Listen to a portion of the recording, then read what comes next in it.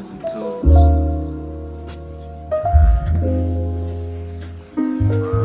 And I just come here to let y'all know it's about to get real filthy in this mother. Let's get started here. All right, welcome to episode 54 of In Todd We Trust. The podcast can now be accessed at itwtpodcast.com for spoiler-free one-sentence reviews and movie ratings, episode descriptions, song of the week playlist, and movie soundtrack playlist, and a submission form to be a guest on the show. You can listen and watch the show on Spotify, Apple Podcasts, and YouTube on Thursdays. Today we have a repeat guest. Dabigail is back joining us on the podcast. How are you doing today? Hey. I was expecting you to be a little bit more excited. I'm always maybe throw another hay in there, 4 hays instead of 3. You have people who submit forms to be on your podcast. You have people. You know what? It's out there if people would like to utilize it. I haven't had many submissions. I've had 2 submissions. Maybe 3. Maybe 3. They were both. No, they weren't, guys. They were different people. They actually haven't been on the podcast yet, so it is exclusive. So it is not. Is that the rejection letter right there for them? No, they'll be on. One of them will for sure be on at some point. Other one TBD. So you join an elite club of repeat guests, Dabby. You're joining Joel, Charlie, and Darian, who have all been repeat guests. They've all been on twice, so no one's been on 3 times. But yeah, it's great company. Very great company. You've never met Charlie and Darian. I know you met Joel before. Yeah, Joel, if you're listening, I need you to join my office trivia team. Yes. You know what? And I failed to tell him that. I'll make sure to give him a heads up. I said that last time. How does it feel to receive this honor? Well, Speechless? right now all I can think of is how you were my office trivia partner.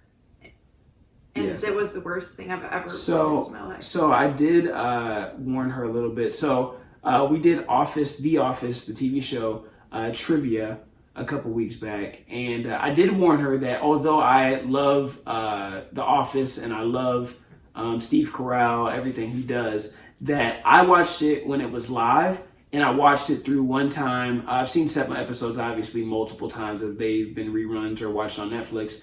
But I'm not like an aficionado of everything Office. So I don't remember a ton of the like specific like dialogue within the show. So naturally, when we went to trivia, I did not show up and do my part. I got like maybe 1 or 2 answers right, so I'll throw that out there. But I didn't shine. Neither did Abby. By the way, you were trash. Neither did Abby. You were trash. Abby was trash. I was more trash. So let me throw that out there as well. Like, it's not like Abby was just like killing it, and then like I just wasn't doing my part.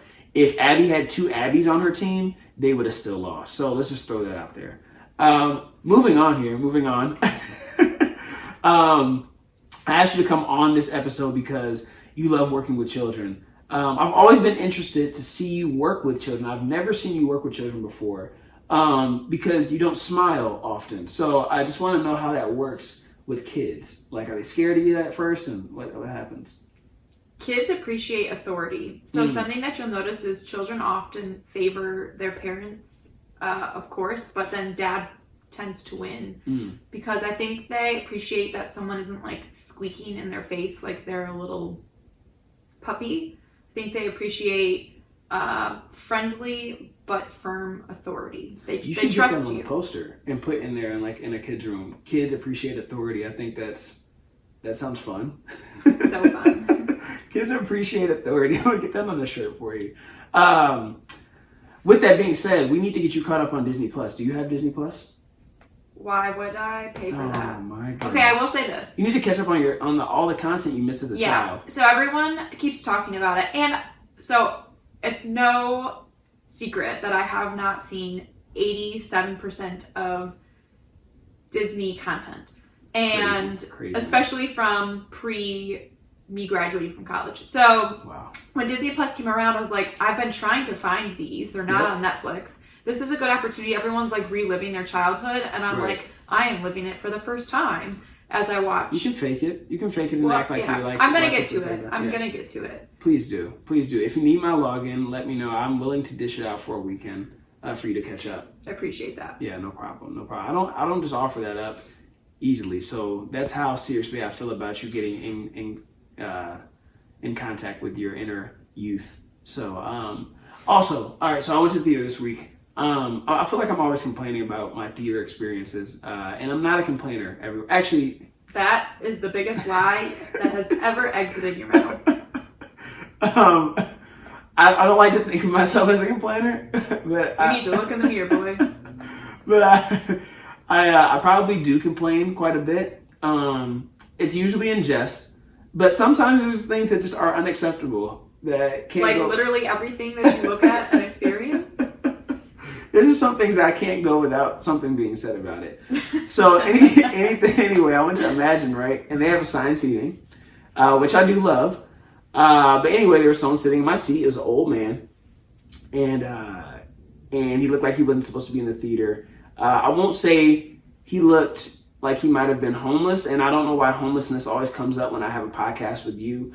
But he had all of what seemed to be a lot of belongings on his body, on his person. Sitting in my seat, I said, "Hey, I asked my seat." He said, "Oh, no problem." Gets up and moves down 2 more seats. Mind you, the theater's empty, so he could have moved down several seats. But moved down to one seat. I sit in the seat, and it's very warm. So it's uncomfortably warm, like getting in a pool where someone peed already. So I then immediately regretted asking him to move. I'm like, man, I should just roll the dice and move to another seat. And then if someone comes. But at least it's not someone else's warm on my seat. Think about someone else's warm. Yeah, no. So yeah, he ended up leaving the theater anyway before the movie even started. So I don't know what his deal. He was just there to warm the seat up for right. He was paid by the theater to warm my seat. Todd's coming. Go warm his seat. So yeah, didn't appreciate that experience. But I keep getting these weird experiences when I go to the theater. I don't know if you heard my podcast a couple of weeks ago, but there was a couple who was getting pretty handsy in the theater the other week. It was just me and them. It was in the biggest IMAX theater. I don't know why we're in this huge theater, and it was a midday showing, but they're at the opposite end, and I could hear. Yeah, exactly. So it was a little much. Can I tell you why I don't see a lot of movies in theaters? Sure. I really struggle with the noise of people chewing their popcorn. I'm glad you said that. The next thing I was going to ask you was, do you feel like there are certain snacks that should not be allowed in theaters but are? A large bag of green grapes. Okay, shut up. Okay, so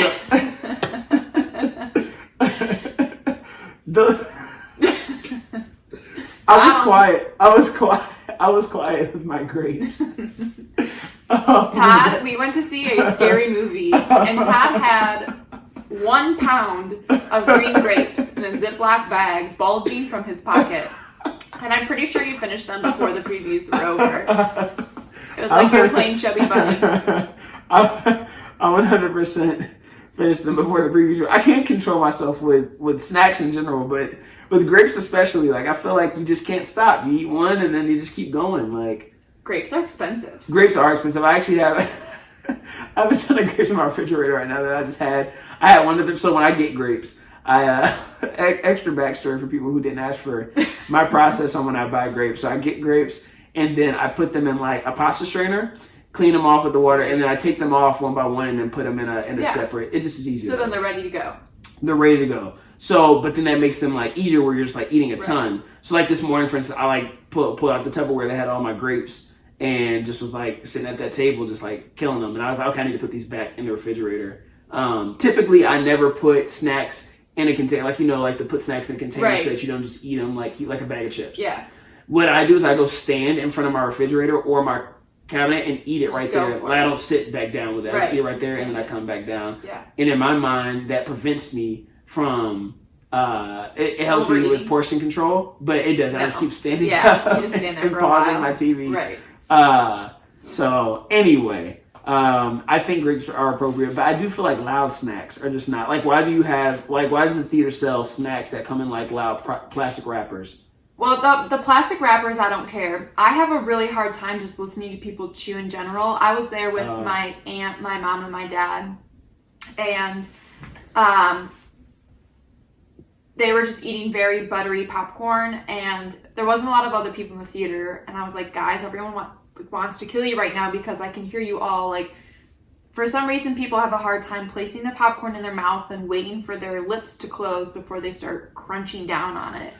There's that initial crunch, and I'm like, oh, it's a lot. I'm getting a little flustered thinking about it. But yeah, we got to stop with the popcorn in theaters because that's a big reason I can't handle movies. Well, you might not be going to the theater for a while because I feel like out of all snacks, that's probably the one. Everybody lines up and gets a giant thing of popcorn. Yeah, well, and it's like cheap as far as for them to make. Right. So, all right, song of the week.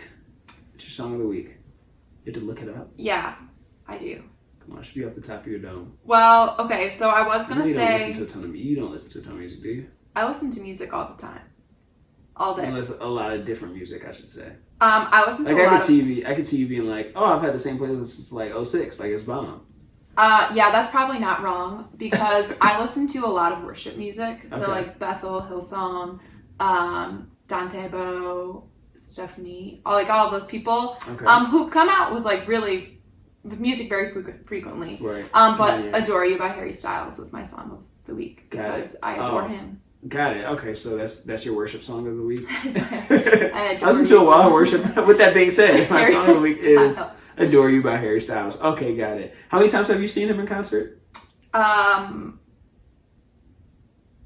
Direction included. Yeah. 4. That's crazy.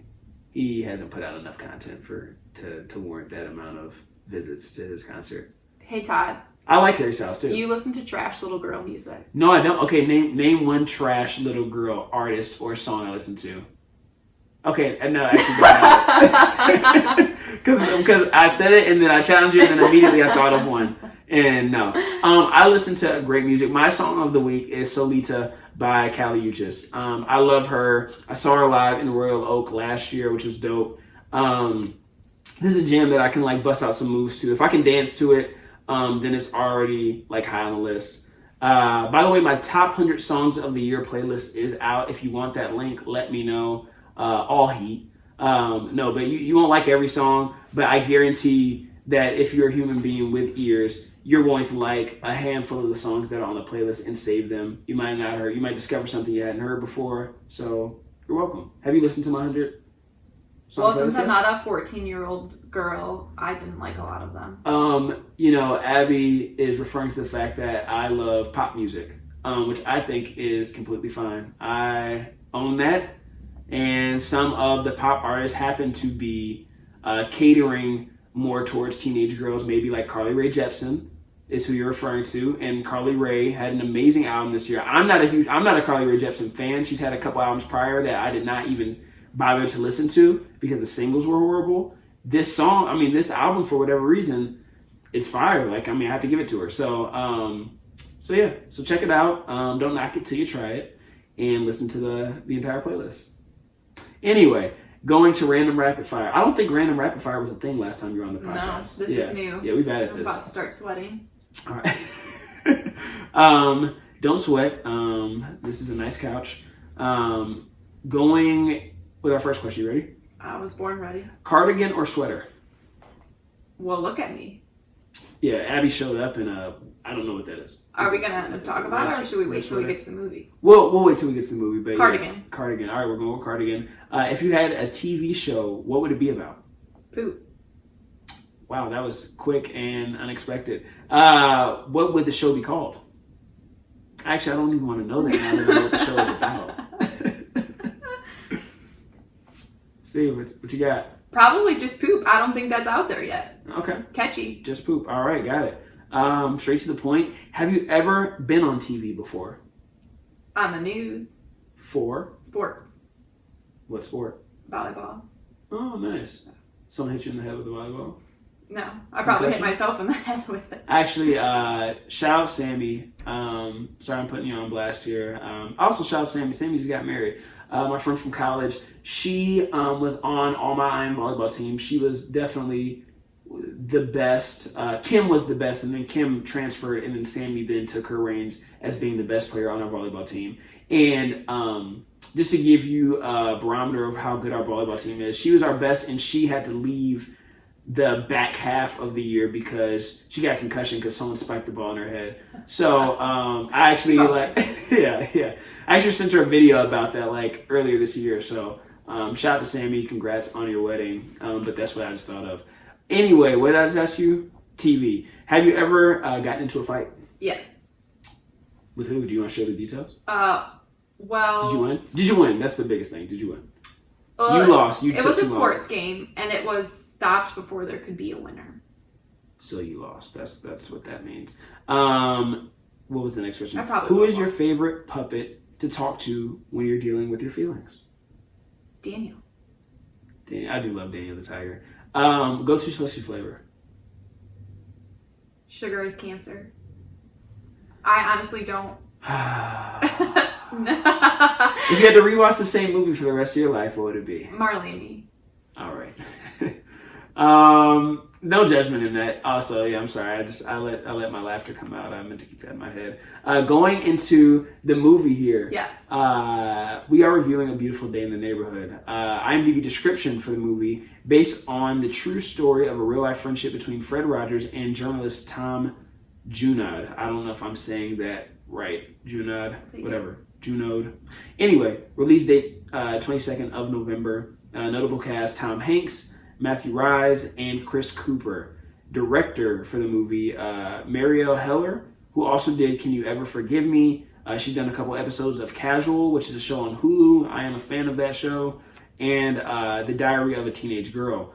Writer, main writer for the movie, Micah Fitzgerman Blue, who also did Maleficent, Mistress of Evil, one of my favorite movies of this year.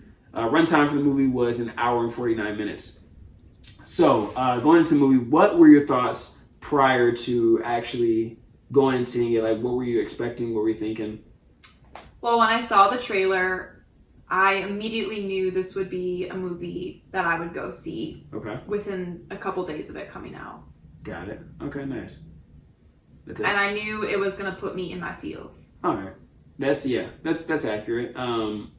I also, maybe I wasn't watching the trailer very closely, but I also assumed it was going to be a little bit more like biography style, just on Raj, not necessarily what went down. I agree. That's definitely what I thought as well. I didn't pay attention to the. I think it was less about me paying attention to the trailer. I think I didn't read the description. I know I didn't read the description prior to going to the theater. And even if I would have read the description, I probably still wouldn't have thought that it would have been so much about Lloyd, as his name is in the movie.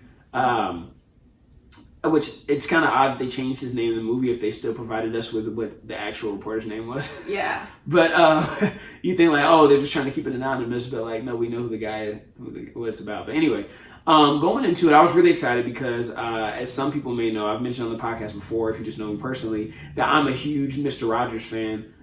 He's definitely an idol of mine. You know, I was saying this before the podcast, but whenever that question comes up of like, who would you want to have dinner with, like top 5 people, he's definitely one of those 5. He'd sit right next to LeBron James for sure, and Allen Iverson. I don't know who the other 2 would be, but those are definitely the 3 off the top of the dome. So I don't know if he fits with those other 2, but I love everything Mr. Rogers stands for and like the way he went about like living his life. I also really love the documentary that came out last year, Won't You Be My Neighbor? That's amazing. I like Tom Hanks a lot, so I felt like this was just like the perfect casting. I had really high hopes. I also like to point out too that Kanye's Heard Him Say. I don't know if you can recall the beginning of that song right off the top of the dome, but go back and listen to it. I know it's sampled from Natalie Cole's Someone That I Used to Love, but the first few notes do sound like A Beautiful Day in the Neighborhood in my mind. That's always what I think of for whatever reason. Interesting. I'd also like to point out that Mr. Rogers was an iconic lyricist in his own right. He had multiple original songs throughout the 31 seasons that the show was on. But then also flipping It's a Beautiful Day in the Neighborhood to It's a Neighborly Day in the Beautywood. Definitely revolutionary. Definitely revolutionary. Going into the movie, so I'll start with the positives, some of the positives. Just about him, I think the way that he broke down serious subjects, which obviously you see in the movie with Lloyd's relationship with his father and family in general. I think it was just like really cool how Mr. Rogers broke that down for children. Like he didn't shy away from serious content for children and going through their feelings. And then I just respect his ministry so much, just the way he went about like, again, just simply like just showing people love in everything that he did, and kind of sticking to his guns and just being him. Like he's very odd, and when I say odd, I don't mean that in a negative way. That has negative connotations sometimes, but odd in the fact that he's different from most people. And you know, as even when people criticized him, you know, which you saw a bit in this movie. I mean, Lloyd to start. You know, people were kind of skeptical of him and how genuine he was. You saw him just kind of, you know, stay the course. Right. So, but yeah, what did you think about like again, I know you mentioned like about Lloyd, not expecting it to be about so much about him. What did you think about like the way they structured the movie, toggling back between Mr. Rogers' show, talking to kids about Lloyd, and then Lloyd's actual life? Yeah. So, did you read the article, the Esquire article yet? No, I didn't. You the should actual go read one? it. Yeah. Okay. It's really good. And like the first little part of it is mainly all I can remember, but Lloyd, or the actual writer in the real article, gave an example of some ophthalmologists where they commissioned Raj, whatever you want to call Mr. Rogers, to write a chapter in a book for ophthalmology professionals of how to keep children calm in an appointment, because like obviously it's really scary because you're asking kids to close their eyes, and immediately kids close their eyes and their imagination runs wild. Like adults, there's a little bit more trust there, and so Mr. Rogers was too busy to write it, and he asked one of his assistants to write it for him. She handed him a copy of what she came up with about like how to, you know, instill confidence in the child and build some trust before you do anything crazy. And Mr. Rogers literally just crossed it all out and wrote, like, you were once a child too, or something like that. And just the way he approached things was very well communicated in this movie. But I do wish they would have spent a little more time on him, just because I love him so much, and less time on Lloyd. But I do, like, I saw a lot of myself in Lloyd, and so I like walked away with a lot of like good lessons. But I do like the way the anecdote of Lloyd's life and how Mr. Rogers impacted it, because it's a good glimpse into his life. But yeah, go read the article, because like it tells you like Mr. Rogers got like butt naked in front of the reporter. They went to swim laps in the morning one day, like he did every day, and he just stripped right on down in front of the reporter on one of the first few days that they had met. Were they like in the locker room? Like, oh, okay, okay. That's but still, it was just like, oh well, here we are. Mr. Rogers is naked in front of me. But I did like the flow of the movie going back and forth. I'm always gonna say that movies are too slow. Like at the end where they did the sign language thing for Friends. I didn't know what that was referencing, because I'm pretty sure I'd fallen asleep for a second. So sometimes it was a little slow, going like Mr. Rogers Lloyd. The Lloyd parts were probably the slowest. Yeah, the Lloyd parts definitely were slow. So I know one of the first scenes was Lloyd getting into a fight with his father at the wedding. That whole thing. Do you have any people that you're scared will embarrass you at your wedding? Myself. That's fair. That's very fair. Yes, for sure. Should I shout them out? If you'd like to, you don't have to. I mean, my friends are weird. I'm weird, and we tend to lose. We don't have much decorum, and so my parents are pretty conservative. And I'm scared. I'm not scared my friend's gonna get stupid drunk, but just like they'll do something dumb. Which is fine. I condone, or I'll allow it. Yeah, I mean it's your wedding, so I mean. If you don't get super pissed, then I feel like everyone else, if you can, that is a big risk. No, I'm kidding. Who will your maid of honor be? Oh man, you're gonna put me on the spot. On the spot. Katrina. I don't even know who Katrina is. She's my neighbor. Oh, okay. Does she listen to the it's a beautiful podcast? I'll tell her to now. She's my neighbor. I've decided that after I went to my sister's wedding that I'm 100% eloping. Because I just don't feel like dealing with all the stuff that goes into planning. It's just so much. It's so much. So definitely gonna start bringing that up on first dates. Like, yo, just letting you know off rip. Like, if this goes somewhere, we gotta elope. It's so funny too that Lloyd, obviously you find out that he eloped, but then you don't find out where he eloped to until the end. That he and his wife eloped to Maui. And I actually said this summer, I was like, which isn't necessarily a super original idea, because I'm sure if people want to elope, Hawaii is probably one of the first places. It's still cheaper than a wedding. Yeah, I was like, yo, like I would definitely like Hawaii was definitely on my top of my list. Like I would love to go to Hawaii, elope, stay there for like 3 weeks, a month, and then Still would be cheaper than a wedding. still cheaper, and then come back and then do a reception. Right. So I think like a celebration. There we go. Boom. We have a nice dinner. All the people come. It's just like who we invite to the wedding. So I mean, in an ideal world that would happen. I probably won't get a say in any of what I'm saying right now. Yeah. But in Todd's perfect world, that's how it would go down. Just because it's too much. It's just too much. I was trying to figure out how the movie was gonna work at first. Like when they first went to Lloyd, and I was like, "Who is this Lloyd?" Like, what? Again, maybe reading the description of the movie would help with that. But I just was kind of confused. With like, okay, we're going to Lloyd. Then wait, is this movie about Lloyd? And it's just like they're using Mr. Rogers to tell a story of Lloyd, or like, I don't know. I guess like you, I just didn't have really any concern about Lloyd's story. Like he's unimportant to me when I'm going to see. Again, the way it was marketed was very much it's Mr. Rogers. It's called A Beautiful Day in the Neighborhood. It's and having that documentary come out that was so good last year. I'm assuming that it was just going to be that, but reenacted instead of a documentary style. Right, more biography. Yeah, I guess I thought it was a biopic. Yeah. So that was a little bit different. They made Fred seem evasive during the movie. And I didn't get that sense. So you did see the documentary, right? I didn't get that sense from the documentary. I didn't get that he was evasive.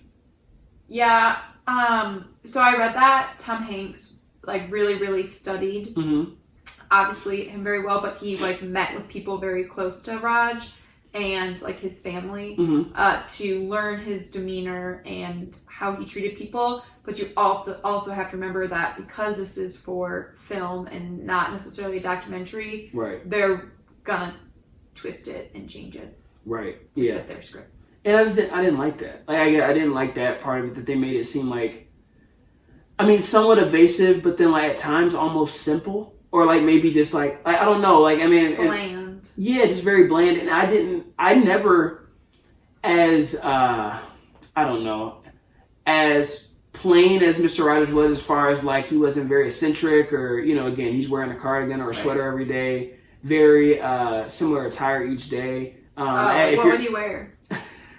If you're watching right now, if you're watching on YouTube, Abby is actually wearing somewhere in between like Mr. Rogers and Harry Potter attire. Okay, you only say Harry Potter because I have glasses on. I am dressed as Mr. Rogers. I have the sneakers, the socks, the khakis. We'll give you credit. We'll give you credit where credit's due. Abby came. She showed up prepared today.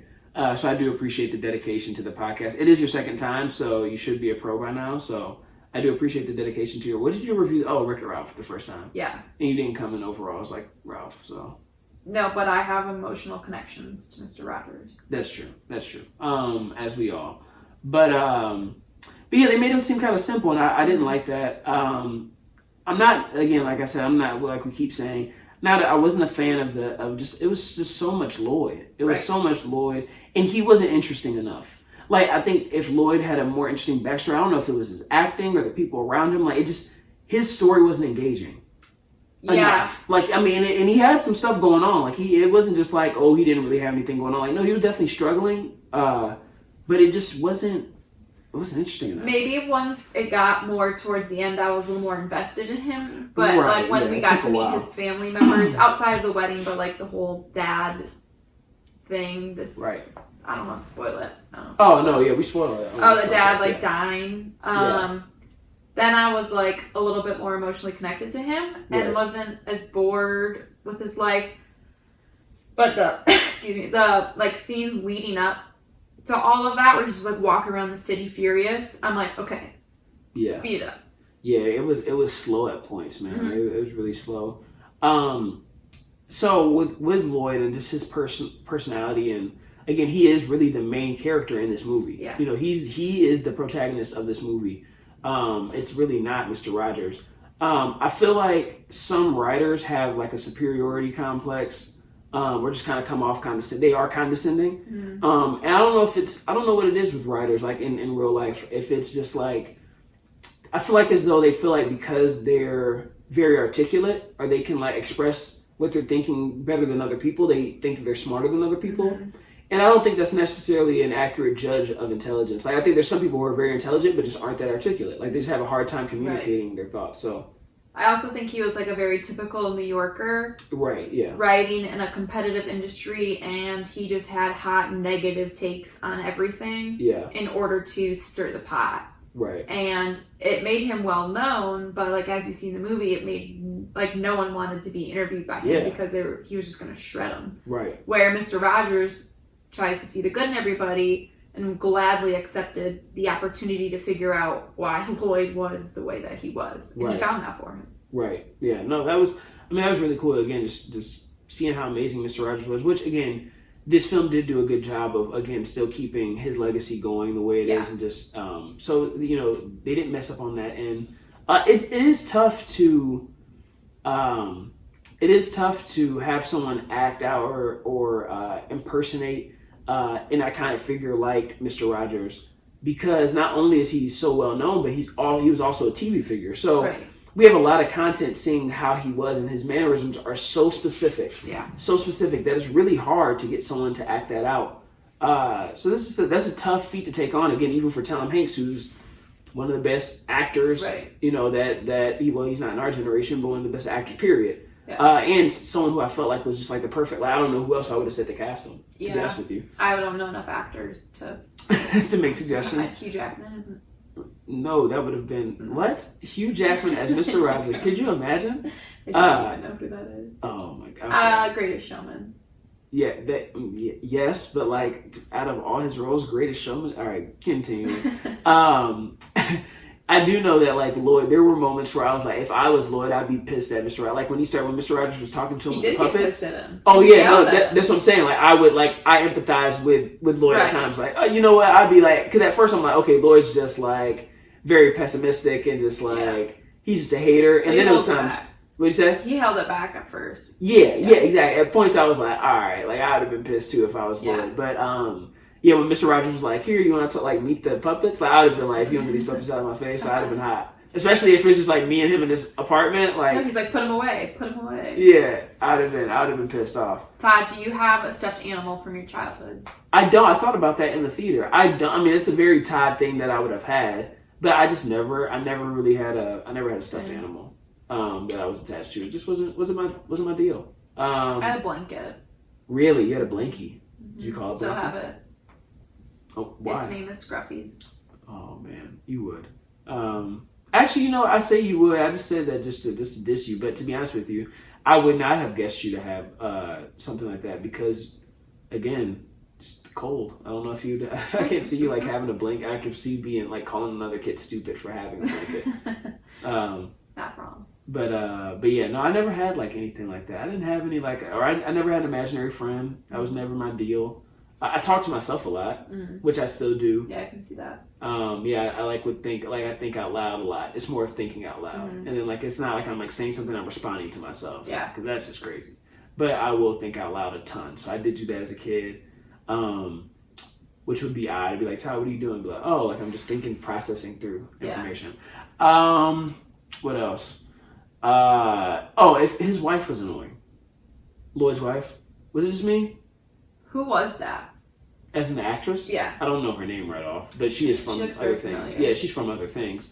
That was like part of it that I could have lived with cutting out some of her screen time, but it all kind of played together at the end that he learned to be a better husband and better father. She was like, I get that she was trying to mend the relationship between he and his father. But there's some things that you just need to leave alone. Like, if I had and I mean, this is not in any way, shape, or form mirroring my actual life, but if my father cheated on my dying mother and I had this pent-up resentment against him for whatever, 16 years, 13 years, however long it was in the movie. If my wife, again, if she is like, hey, you need to like forgive and just move on, like, okay, that's good advice, right? You need to forgive. Put it past you. But for me to just be ambushed and walk into my home and he's there with his new girlfriend, like you can't just be like, hey, chill out. You need to get over it. Right. Like, come on, you gotta give me some heads up. That like, so his wife was doing stuff like that, and it's like she's looking at him like you're you're out of control, mister. Like, no, like, you're out of control. I just invite my father, who I don't have a good relationship with his new girlfriend. Yeah. And, like, based on the backstory. And then even at the wedding, like, when he, like, punched his father in the face. Again, was it the place? No. But, like, his father had just disrespected his wife. So it's like, and she just is like... Yeah. So super drunk. Yeah, so it's like, she just did not, like, when he was like, you're not seeing my side. And usually in these movies... that's said after, like, the husband is just acting like a complete fool. Right. And the wife's just trying to be supportive. But, like, she actually was tripping a little bit in this movie. So that, she was tried really... a little too hard. Yeah, she was annoying, to be honest with you. Lloyd was annoying, too, but she was definitely annoying as well. But, yeah, at the end, what do I say? I can't read my own handwriting. You just said you can't read your own handwriting. And it's on type. I can't read my own font. I'm sorry. Not font. It's too small a font. That's what I meant to say. All right. Anyway, he becomes a stay-at-home father at the end. What are your thoughts on stay-at-home fathers?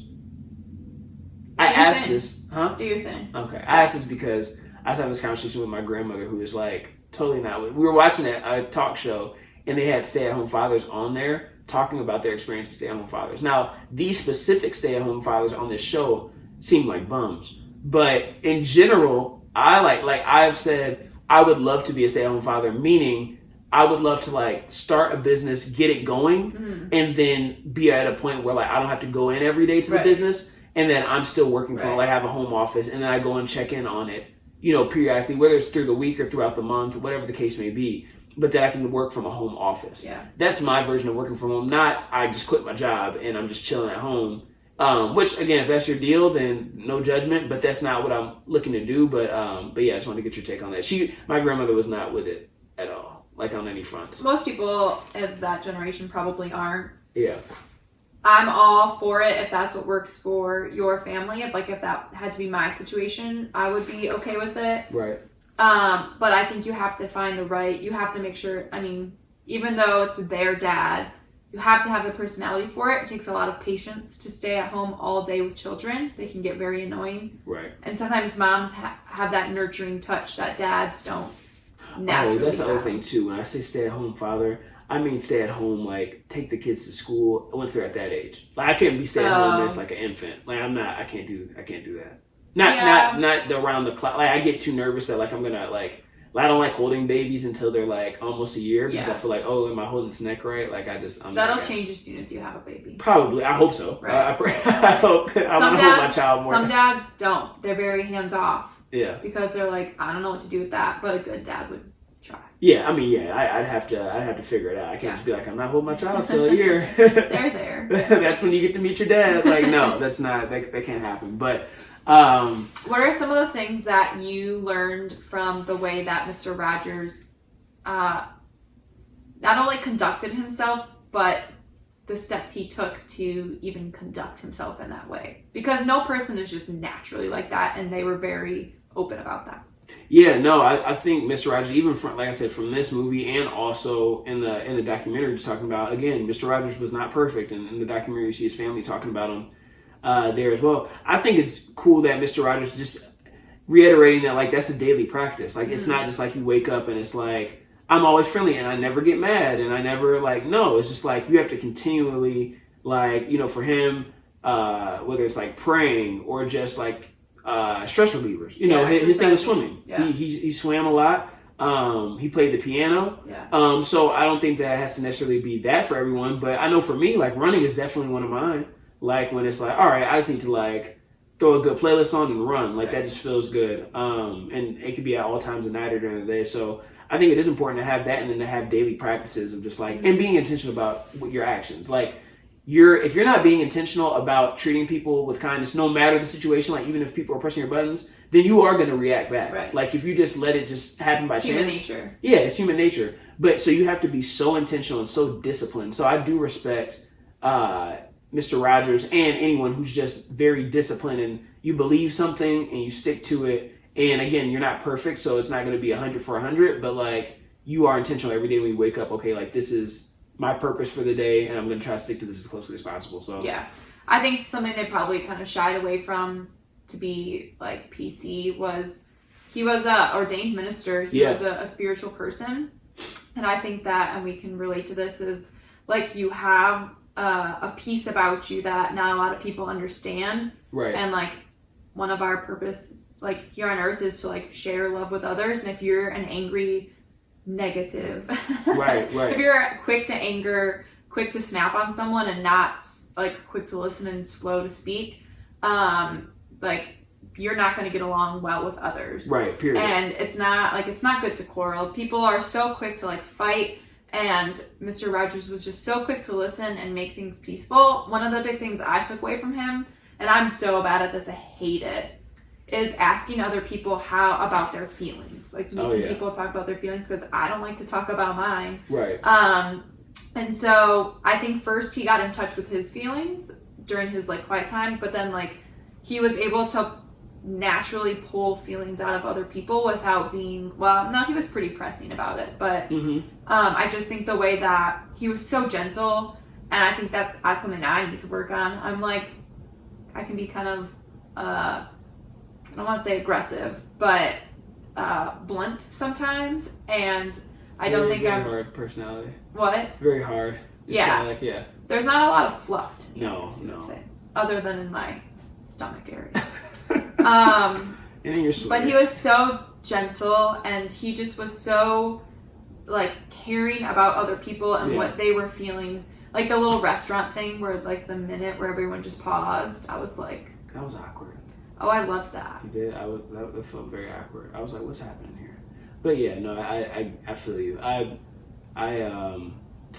think he's just a special person. Like I think some people, everyone's unique, but I think just there's some people that I'm like, man, that person's like a special person. Right. Like I have a ton of friends, but there's friends that I think of and I'm like, man, that's like a unique, like they're only like they're one of ones. You know what I mean? Like they possess certain skills or talents or just gifts that are just like, hey, you just were born with that. Like that's not something you can just develop. So I think there's certain things that, again, he worked on and developed. And there's some things that you're mentioning where it's just like, you were just put on here to do that. Like you were one-on-one.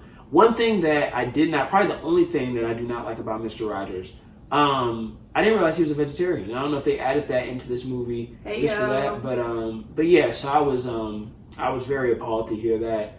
As I've always given you flack for being a vegan. Just know if you listen to the podcast and you're a vegan, then you're no longer welcome to listen to the podcast. So, but you can listen to my podcast. No, I'm just kidding. No, I'm kidding. You can totally listen. That's why I don't like popcorn, because I hear people slurping on your people butter. No, that's fair. The popcorn. I don't put butter on my popcorn. It's just like you're a vegan and you don't even know it. Now I'm gonna put butter on just to defy the vegans. I think that just is a good. They even said like why he was vegan. He's like he just couldn't imagine harming. That's such a Mr. Rogers answer too. Right. Eating something that has a mother. Like that's such a Mr. Rogers response. Like I'm just like I don't want bad cholesterol. Yeah, and I'm like I don't care. Like you can show me. Like I'm the person that if it tastes good, it does not matter. Like people be like, do you know what hot dogs are made of? I'm like it tastes good. Like I don't care what it's made of. Like, I was once you, Todd. Yeah. And now here I am. Here you are. Anyone can change. All right, we don't have to talk about vegans. All right, we'll keep going. Vegan. We'll bash vegans another week when we don't have a vegan on the show. But anyway, Mr. Rogers was just so out of the box, and I think that a lot of times, with people who are just innovative thinkers, or even really geniuses in their own right, sometimes just those are the ones that are like criticized the most. And it's like, people society will try to make them like they're like a crackpot or like, they're just like this nuts person or like, even the way he revolutionized television, like that type of programming. They alluded to it a bit on here where it was like, he did like when he was trying to put up the tent and he failed to put up the tent and they were like, nope, keep going. And he's watching and they're just like, oh, they're definitely going to redo. And they're like, he watched the take. He was like, one take, didn't work. Yeah, that works. And then everyone's like, all right, we're going home for the day. And it's just like the perfect work environment. Yeah. Again, that type of television not only was never done prior to him doing it, but it's still not done. Right. Like, I don't think that type of television can be done by anyone else now.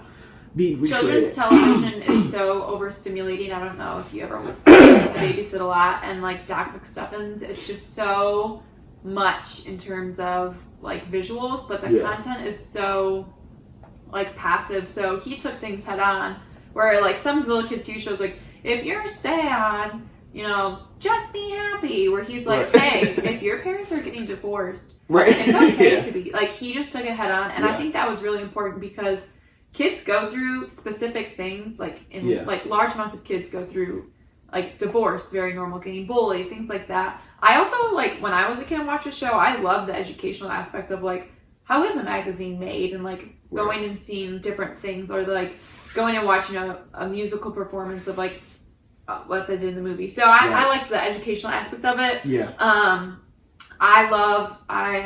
don't consider myself a super musical person, but I love their like little songs and stuff. Oh, I love the songs and him having like guests on to like sing songs. Like, right. Actually, I would like love to see like like how dope would it be to have like Carly Rae Jepsen go on there now and sing a song with him. But let me clarify too. I'm not a huge Carly Rae Jepsen fan. This like again, I just like this. I like this album. I like this album. I stand by this album, but not a huge Carly Rae Jepsen fan.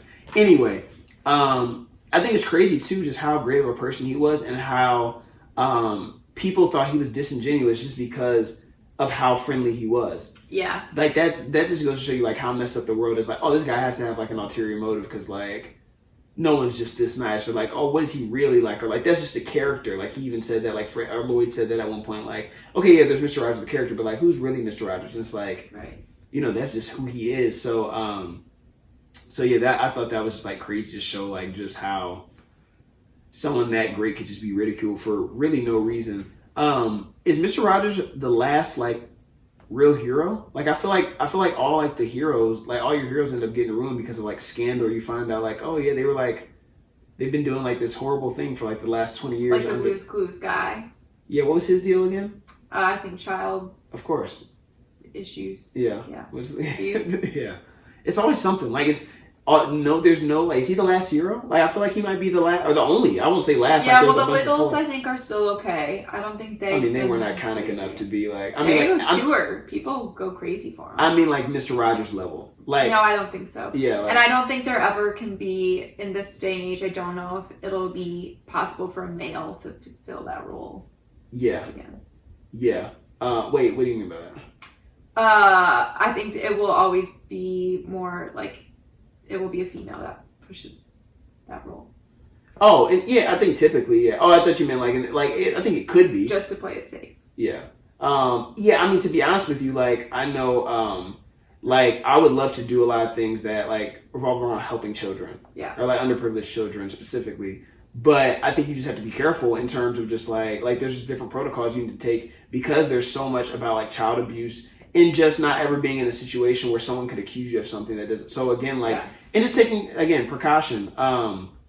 Like I know when I worked at the YMCA for a bit doing like group classes, and prior to doing that, you have to go through like a lot of training and read a lot of like information on like child abuse and how to like identify child abusers, and then just different things like never be alone in a room with another child, or like never, even if a kid like doesn't have a ride home, like don't offer a kid a ride home one-on-one, things like that. Always have another adult in the room, have cameras in the room, all that type of stuff where it's like, or no contact outside of like a high five, like no hugs. And naturally, if you're not a malicious person, you don't think anything crazy of a kid running up to you, hey Todd, what's going on? Like give you a hug, or oh my gosh, like my mom like can't come pick me up, or you know no one's picking up and the Y's about to close, can you give me a ride home? You think, well, yeah, you live right by me, I'll give you a ride home. But just so many things you have to think about now. And I bet a lot of people were just sitting there waiting for something to come out about Mr. Rogers. Oh, that's because people are like, Lord. So gentle. Yeah, well, he thought that too. And so, like, I mean, I work in children's ministry at a church, and we have to be, I mean, churches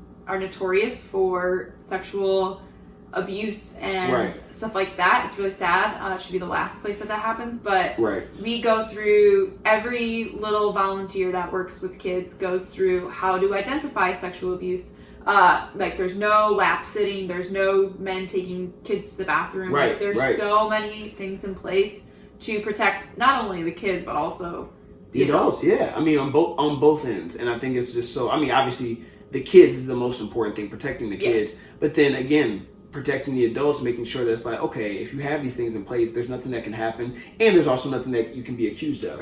So I never want to put myself in a situation where it's like, it's even a question of, did something go? Like, nope, it's not, nothing went down, everyone was there, there were cameras, impossible. There's no way that you can, So yeah, I mean, I think it's just amazing that nothing is like, ooh, Mr. Rogers did, like, it's not even like Mr. Rogers like shoplifted anything. Like, he's like, again, he's not a perfect human. Yeah. He's even said that, but again, just that he's just like, all right, but he was a guy who like really stood by what he said he stood by. Yeah. And lived it out. So I love that about Mr. Rogers, and I think they did a good job portraying that.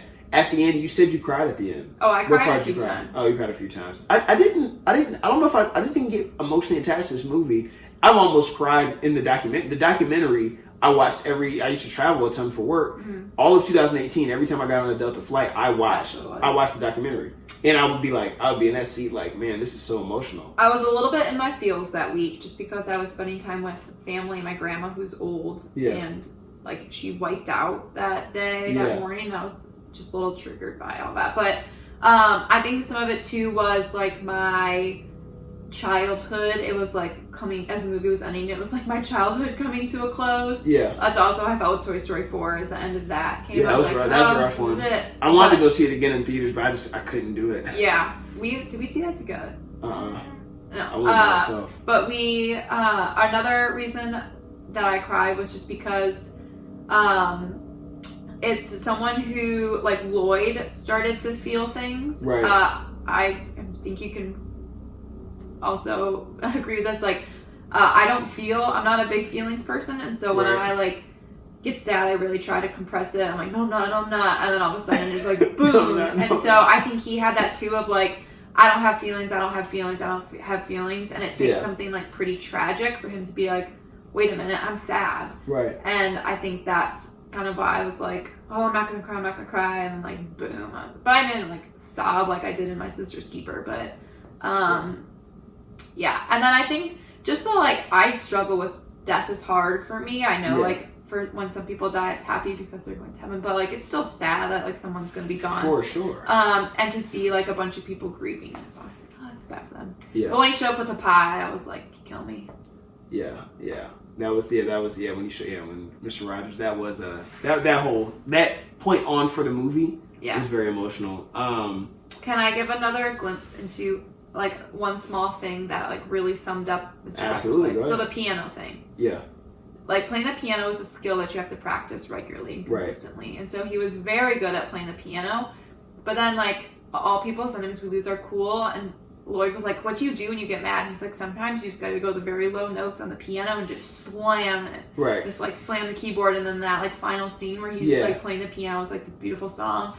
And I'm like, if he doesn't slam on the keys right now, I'm gonna like write a letter into him. Who wrote the script in like rage. Right. And then of course like it just ends with him going like boom, and I was like, it just was like a really good depiction of like he was a talented, well practiced man in his talents, but he was still a human, and sometimes he just had to like pound the keyboard and make it sound horrible, but that's like how you release your frustrations. I thought that was a good little like just a good glimpse of into like his personality. Yeah, it was that was really cool. And again, because the focus again was very much about Lloyd, so so yeah, I thought that was a good scene. Did you laugh a lot, like little giggles? No, I didn't.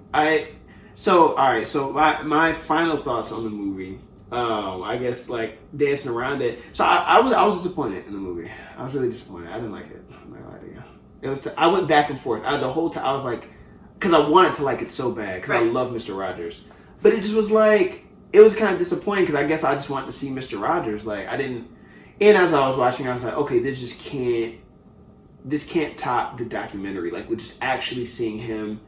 And as I really thought about it, I'm not a huge biopic person. I feel like the biopics I do like are with people who I didn't know a ton about prior. Like I really like Bohemian Rhapsody, but like I didn't know a lot about Freddie Mercury leading up to it or their story. So because of that, like I didn't have a lot to be like, that's not how it happened. Like that's not how Freddie Mercury was in concert. Like I didn't see him in concert, so I kind of just took the film for what it was.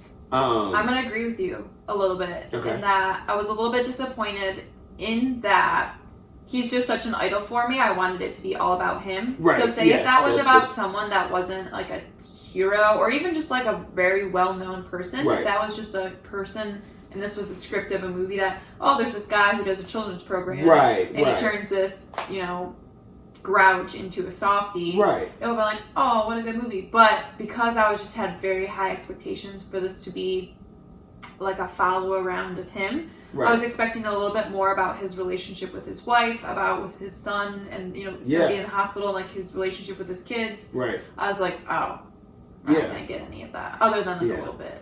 Yeah, and that's probably more what I was feeling than anything. Why was Mr. Rogers running out of the hospital that one day? Get into that. Yeah, like was he hallucinating or was he actually in the hospital? Like it's just like they didn't. Well, his son was in the hospital. Mr. Rogers was. Mr. Rogers' son was. His was, and he would like sprint back to go film. Oh, see, like why didn't they like expound upon that? Right. Like it's see stuff like that. It's just like, yeah, I didn't like that. I didn't like that. That you know it was more about Lloyd, and I guess that was the whole point. But I don't know. I wasn't a huge part of that. It wasn't bad though. Like I said, I went back and forth kind of the whole time of like, it is like an emotional movie. It's not bad. It's not a bad movie. It kind of fell flat for me. I didn't get connected to Lloyd really. Like it was never a point where I kind of felt like maybe you need to tear some of your walls down, Todd. You know, or I know someone who can help you with that. Or maybe my wall, maybe my walls are torn down or are torn down. Why I can't talk. But the way you found like parallels with like, okay, like Lloyd is kind of pessimistic or like doesn't feel like. I'm not a person who is like, oh, I don't feel like, no, like I like when my feelings are hurt, like I know that my feelings are hurt. I just put things in place so that my feelings aren't hurt. So it's more of that than like I'm not in touch with them. But so for Lloyd, it's like, oh, you suck, man. Like you're just like a pessimist that's like you're just trying to outruin like my guy, like out here, like what do you like? So I hated him from the jump, and it just was like, yo, I don't care if you get like the result you need or not, you suck. Like so that was my mindset the whole time. So I couldn't follow Lloyd on his journey. It was just like, yo, where you come from, my guy, the whole time. Right. So, so yeah, I couldn't connect. And obviously, if you can't connect with the protagonist of a movie, then you're probably not going to like the movie. Mm-hmm. But it was a good story. I would definitely say, like I said, it wasn't bad. It was more boring than bad, in my opinion. Like, it was more just like, again, just really slow. And it was just like, where are we going here? Like, all right, the score is good for the movie, but like, it was just kind of slow. What would you give it on a scale of 1 to 10? Well, remember my scale is skewed because I don't watch many movies. That is true. I would give it, Toy Story 4 is a 10. I would give this like a 7. Okay. Yeah, that's, I gave it a 6.2, so not way off. What would you suggest someone go see this on opening night, $5 Tuesday, Netflix, or don't watch it all? $5 Tuesday if you know who Mr. Rogers is. Okay. If you literally just know he was a children's show host, then just wait for it to come out on Netflix. If you cannot stand the sound of people eating popcorn, at this point, just wait for Netflix. Wait for Netflix. So I put don't watch it all, and the reason I say that is not because the movie's just so horrible, but just watch the documentary. So if you just want to watch about if you're interested in Mr. Rogers, which if you saw the trailer and the posters, then you're probably thinking, oh, I'm going to see a movie about Mr. Rogers. Right. My suggestion would be, hey, watch the documentary. If you've seen the documentary, no need to read this. I say maybe read the Esquire article. It's so good. I haven't read it yet. I am excited to read that, but I imagine if you read that, you probably aren't missing much by not seeing the movie. Tom Hanks did an awesome job, though. He did. Tom Hanks quirks. Tom Hanks did a great job. I just think it's a hard person to embody. Yeah, it is. It's a hard person to embody. Like it's just his mannerisms are so specific that it's just very hard. So I mean, even if you do a great job, it's just not Mr. Rogers, man. Just the way he reacts to things, I kept giggling at that. Yeah. His reactions and stuff was hilarious. But yeah, so that would be my upcoming movies. Anything that you're excited for? So I just Googled upcoming movies. That's easy. Yeah, I do this. I saw like Star Wars and stuff like that. Stuff I have no interest in seeing. So because I have to answer it, I'm just going to say Dr. Dolittle because I love animals. You do, yeah. It did not look like it was going to be a super great movie, but if there's one I have to say, I would say Dr. Dolittle because I have seen it multiple times. Yeah. Mm-hmm. Referring to the Eddie Murphy one? Or the original? Is there one before that? No, yeah, there's an old one. Yeah, that's what I thought. I think I've seen both of them a few times. Okay, got it. I saw the Eddie Murphy one. I haven't seen that in. Yeah, I might have had it on VHS, but I haven't seen that in years. I am excited for the Robert Downey Jr. one. There's like a million. I was talking about it on here because that was actually a movie I was looking forward to. I think I chose that like a couple months ago. There's like a ton of stars in it. Like it's an obscene amount of celebrities in that movie. Yeah, the list. I It's even crazy. saw your girl Selena Gomez. Yeah, Selena's in it. Yeah, it's crazy. Oh wait, that was you that sent me that horrible video. Yeah. I won't bring it up because I don't want to diss my girl on here. The movie I'm looking forward to is Just Mercy. Mm-hmm. So that was another one. the description is Just Mercy shadows world-renowned civil rights defense attorney Brian Stevenson as he recounts his experiences and details the case of a condemned death row prisoner whom he fought to free. It stars Michael B. Jordan as the lawyer. You have Jamie Foxx as the prisoner, and then my girl Brie Larson is in it as well. So I'm really surprised you said that because before we started, we were just talking about the social justice movie train. Right, and I was just bashing it. It's trash. Make it stop. I'm over it. Yeah, I am over it. But this looks good, mainly because Brie Larson's in it. I do like Michael B. Jordan. Yeah. I go up and down if I like Michael B. Jordan. I do like Jamie Foxx. Again, I got to see Michael B. Jordan with his shirt off. So you know what, and that's who he's appealing to. Yeah. When they put him on screen. But anyway, but yeah. So I'm looking forward to that. Anything else? Are you a Star Wars guy? I am a Star Wars guy. I think these last few that Disney has done have been.